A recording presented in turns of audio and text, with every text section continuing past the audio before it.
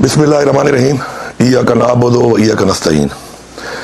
इमरान खान साहब से काफ़ी अरसे के बाद मुलाकात के हवाले से मैं आपको बताना चाहता हूँ कि चूँकि इमरान खान साहब से मेरी मुलाकात कोई 5-6 महीने पहले लास्ट टाइम हुई थी और इस दरमियान में काफ़ी ऐसे मामलात हुए और काफ़ी ऐसी चीज़ें हुई जो उनसे बताना और उनके साथ डिस्कस करना बहुत ज़रूरी था। तो हुकूमती हवाले से मैं ये कहूँगा कि पिछली मुलाकात में भी ये फैसला हुआ था कि हमने अपनी काबीना के अंदर और अपनी हुकूमत के अंदर जो चीज़ें की, इस्लाहात किए या करने हैं, तो उसके अंदर हम कोई तब्दीलियाँ करेंगे। और उस वक्त भी मैंने असद कैसर साहब को और शाहराम साहब को बुलाया था और उस हवाले से बाकी जो लोग थे इनके बारे में बातचीत हुई थी, उनको मैंने आगाह किया था कि इस तरह का प्लान बन रहा है कि हम कुछ मिनिस्ट्रीज़ में और कुछ मिनिस्टर्स में हम कुछ चेंजेस करेंगे। लेकिन मैंने इमरान खान साहब से कहा कि चूँकि बजट आ रहा है तो बजट के बाद हम ये तब्दीलियाँ करेंगे।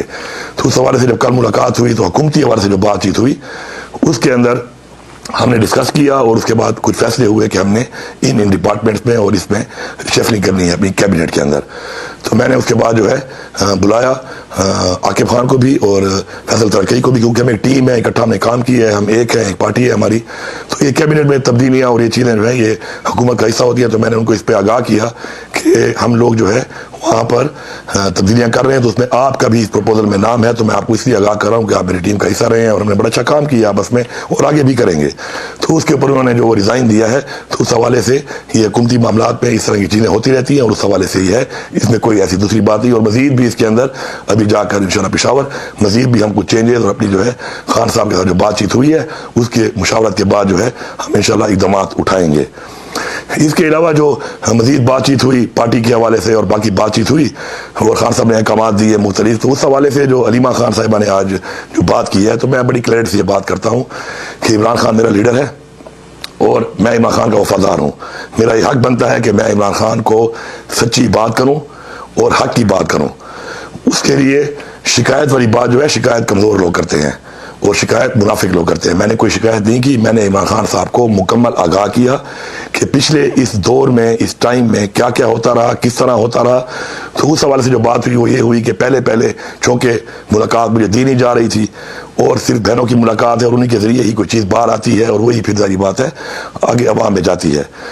तो पार्टी में एक बहुत बड़ी तकसीम आ चुकी है और मैंने उनके बारे में बताया उनको कि जब बजट पेश करने की बात है, आपने कहा कि मुशावरत की जाए, लेकिन चूँकि इदारे नहीं चाहते थे, इस्टेब्लिशमेंट नहीं चाहती थी, तो उन्होंने मुलाकात नहीं छोड़ी।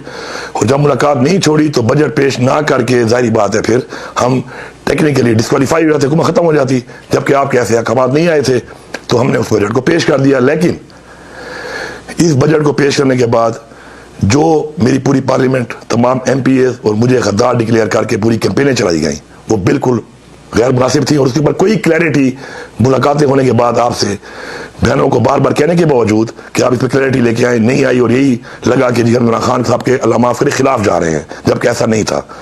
फिर 1.5-2 महीने चलता रहा। उसके बाद फिर आगे जाकर जब बजट पास करने की बारी आई तो वही सिचुएशन वो नहीं मिलने दे रहे थे।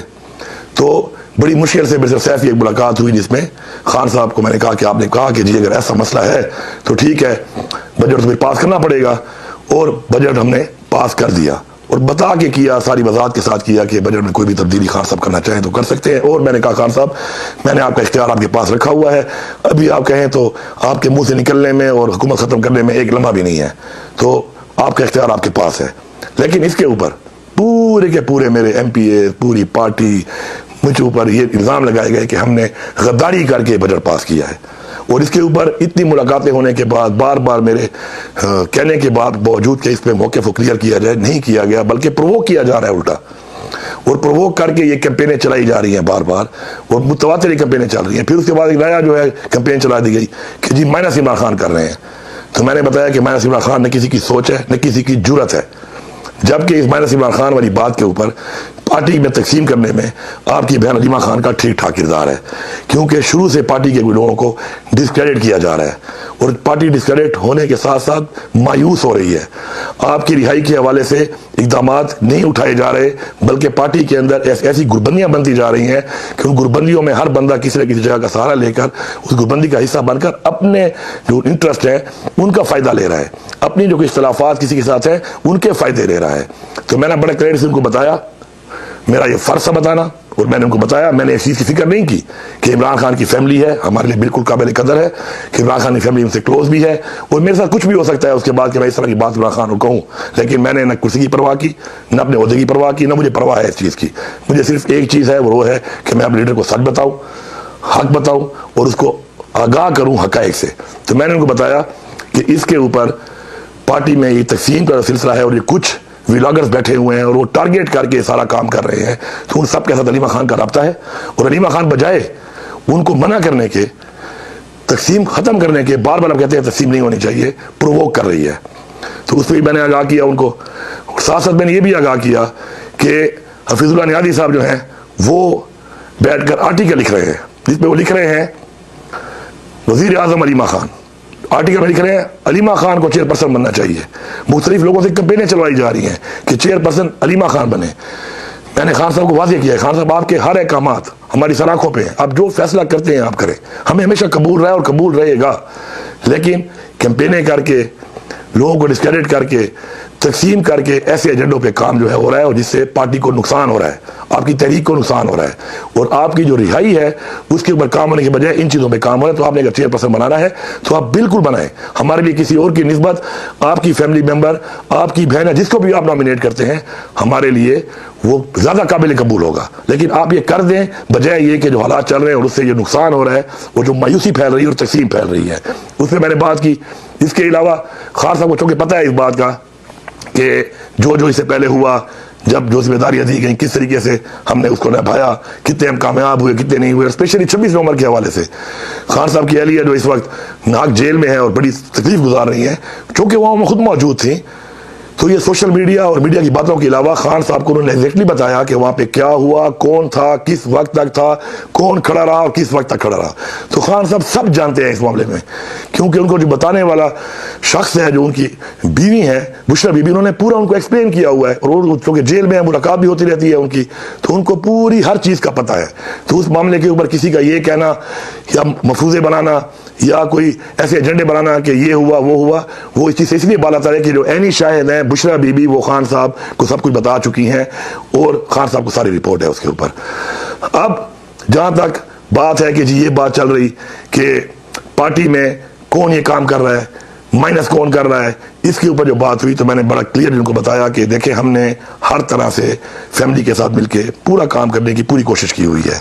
लाहौर का यहीं पर लीडरशिप के साथ बैठ के जब फैसला हुआ, अलीमा खान उसमें मौजूद थी, बहनें मौजूद थी, कि हमने एक जाके एक इवेंट करना है लाहौर में और पार्लियामेंटेरियंस को लेकर मैंने जाना है, मुझे जिम्मेदारी दी गई, मैंने वो जिम्मेदारी भी निभाई। अब वो जिम्मेदारी जब मैं निभा रहा हूँ तो वो जिम्मेदारी निभाने के लिए लाहौर में मुझे कोई जगह भी चाहिए थी। तो मेरे पास जो अवेलेबल जगह थी वो उस शख्स की थी जो कि आपका नॉमिनी जिसको आपने नॉमिनेट किया था फॉर सेनेट, जब सेनेट इलेक्शन शुरू में हो रहे थे और नहीं हो पाए, तो उसका चूँकि फार्म हाउस जाती उम्रा में था, अच्छी जगह पे था, वहाँ पे हमने इवेंट किया और अलीमा खान इसमें ऑन बोर्ड थी हमारे साथ। लेकिन अनफॉर्चुनेटली उस इवेंट करने के बाद, इतना कामयाब इवेंट के बाद, मेरे ऊपर ये चला दिया गया कि मेरे MPA और मैं शायद किसी को सेनेटर बनाने के लिए कर रहे थे। ये कितनी बड़ी जाती है।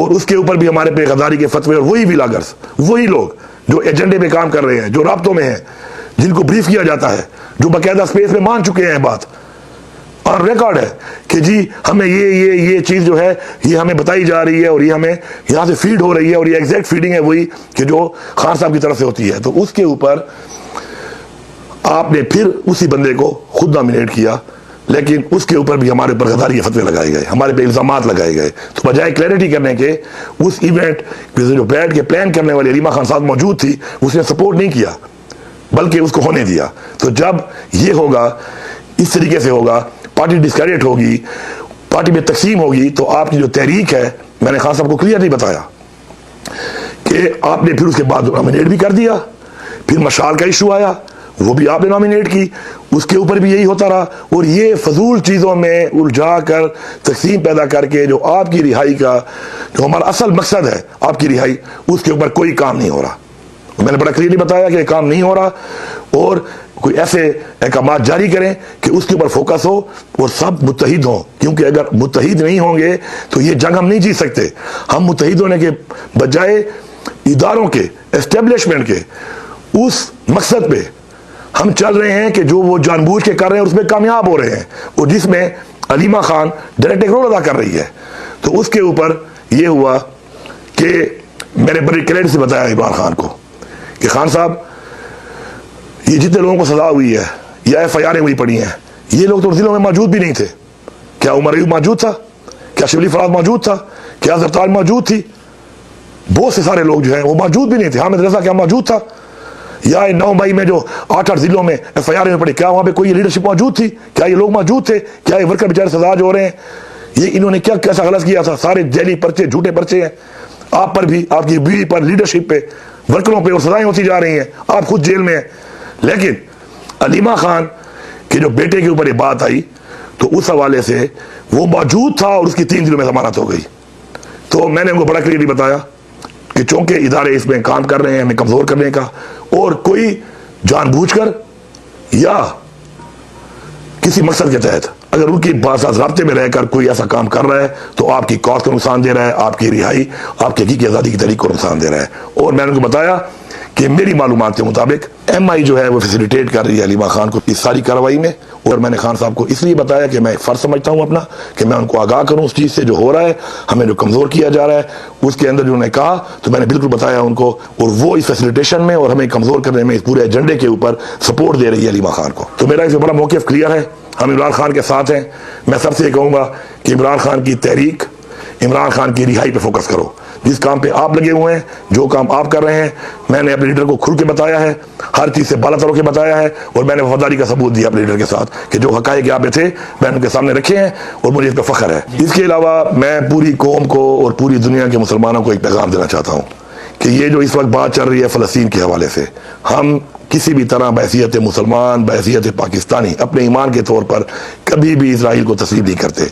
हम कभी भी 2 स्टेट को नहीं मानते, हम सिर्फ 1 स्टेट मानते हैं, और वो है फ़लस्तीन।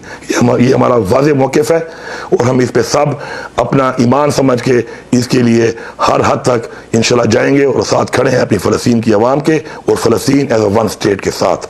शुक्रिया। लाइक कीजिए, सब्सक्राइब कीजिए और बेल आइकन को ऑन कीजिए।